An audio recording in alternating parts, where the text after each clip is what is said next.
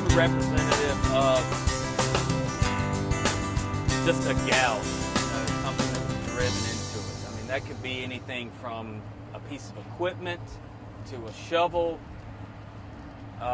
especially in commercial applications. When you've got a long crew, say they're trenching and the trencher runs into it, whatever it could be, what you're going to have is a tear. Now, it'll also leave a damage to the base. Now, this damage can happen, like I said, several different ways, so addressing how it happened can really help you with trying to, go about how you're going to repair it. So I've kind of taken a look at this damage that we have here, and I've determined that I can fix this as is without having to bring in a new piece. There is a little forgiveness with turf. If you're using something like the guys who work inside on carpet, there is no forgiveness. Nylon, anything that's a short, tight, knit paw height, the less you have. With this, you have a little forgiveness because you've got, 1.5 inches of material left up. You've also got so many fibers that by losing a few, usually it's going to blend in okay. So I've seen that I've got a tear here. I've seen that I've got a hole, so I know that I've got to also repair the base. Well, with that being said, that means you're going to have to make your cut a little longer to get a trowel up under there. So one thing you'd want to do is take a shop vac and remove the infill in the line, in the area where you're going to be doing the cutting. This will allow you to get a cleaner cut through the turf where it's not jagged, and it's going to be less fibers and less damage you're going to do when making this extra cut. So I want to see kind of my area. I see my hump here. Now, this again, going back to wanting to cut as little as possible. You don't want to overcut, but you also want to be able to make enough room to where you can get under the base, make a good repair, feel like it's solid, so when you close it back, there's not going to be any more issues afterwards. So I'm looking and I'm seeing that my damage, I can see my little hump is back here where the rock has collected from the impact. So I'm going to make my cut, trying to keep it as straight, cutting only the bottom. Cutting from the bottom allows you to make your cut without removing any of the fibers.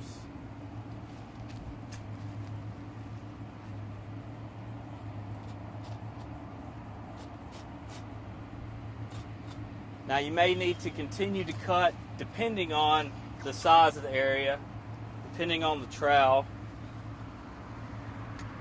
and whether or not you can get your trowel underneath there to fix the spot.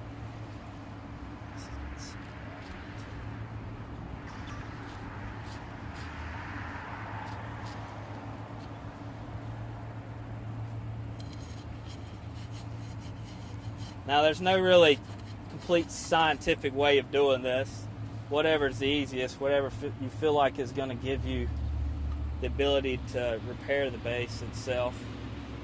It also could mean that by needing to get a trowel or something underneath there, you may have to make several other cuts. Any way to open it up. A lot of times if I'm doing that, what I'll do is kind of look at the area where it's damaged and make kind of, I guess, a U shape, which will allow me to get into it, fold it completely back, because I'm seeing that my damage is too big for me to reach in through one cut and try to properly fix the damaged area.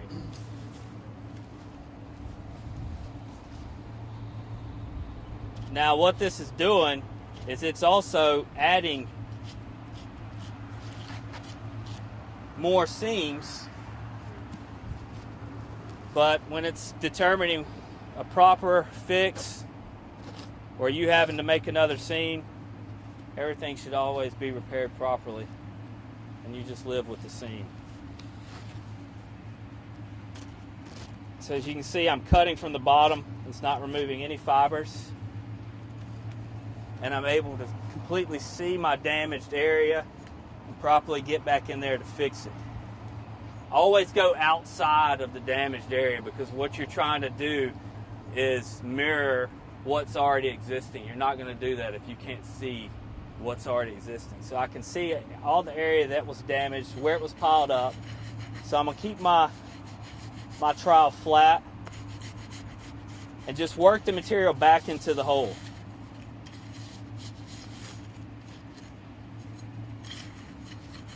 Make sure you're going outside of the area so you're keeping everything flush with the existing base.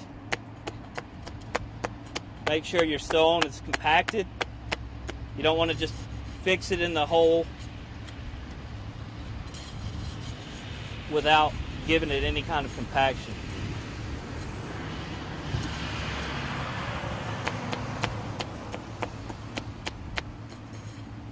Okay, so now that your area has been smoothed back out, tamped again,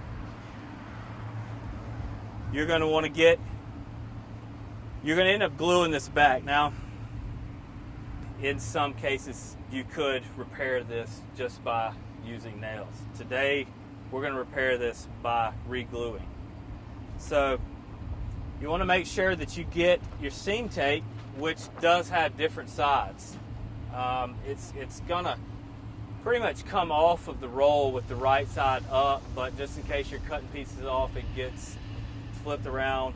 There are two different sides. There's going to be more of a waxy finish on one side and more of a rough finish on one side. You always want the rough side up. This is going to hold the adhesive better, and it's going to allow for a stronger bond. Let's see if this can fit up in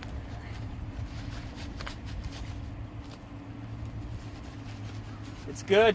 It's good to have about a 4-inch amount of glue on each side of the seam. That's going to give you a strong bond and good coverage. So I'm just going to kind of fold this out to the length of the area needed.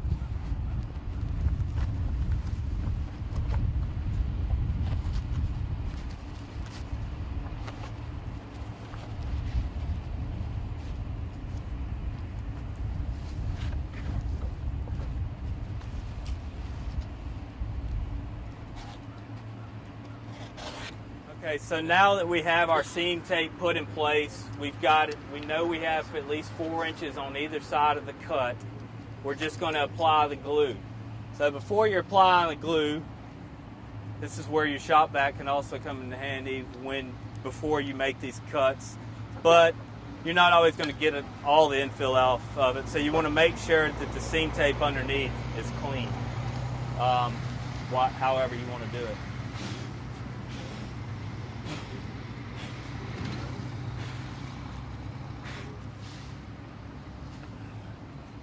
Now, at Home Depot, Lowe's, most of your hardware places, they have these disposable trowels, which I like to use. They come in 3-ring binders. One thing when you're doing repairs, when you're doing playground installations, a lot of times you're having to get glue and adhesive to areas that are kind of hard to reach or that you just don't need but a scoop. Most of your trowels, that when you go in there to one of these stores, are going to be, they have the handle that runs, kind of parallel with the shape of the trowel, so it's kind of hard to scoop anything. If you do half of your handles in there trying to get some, whereas disposable ones come like that, you just grab a little scoop. I just take some scissors or a blade, whatever you need, cut my own teeth, and it seems to work out fine. So I'm going to take the glue, make sure I'm getting solid coverage. Now, don't be too alarmed if you're getting some sand particles and whatnot mixed in there. It's going to happen to a certain degree. You don't want it, but with a strong enough adhesive, that little bit of sand shouldn't matter. Another thing that you always want to be concerned about when repairing is not getting your fibers into the adhesive to where when you go back to infill it, it's not going to make a very presentable look if your fibers are covered in glue or stuck in the glue.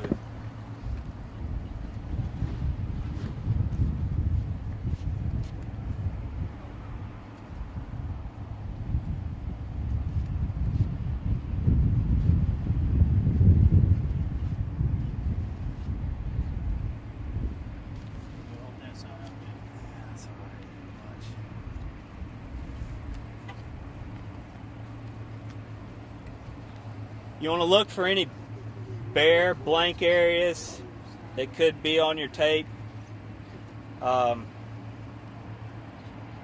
Obviously, if it's bare, if it's blank, there's no adhesive there, turf's not going to stick to it.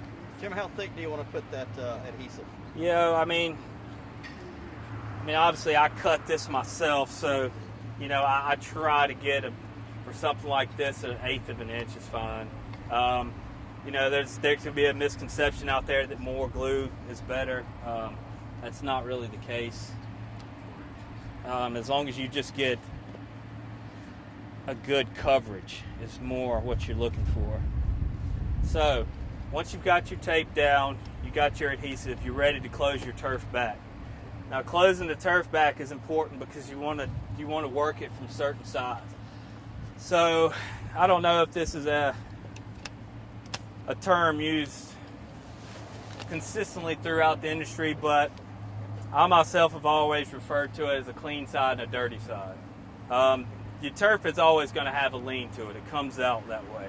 And there's going to be one side where the turf is running towards the area and one side that's running away. So where the turf it has a lean, it's lean away from your cut is your clean edge.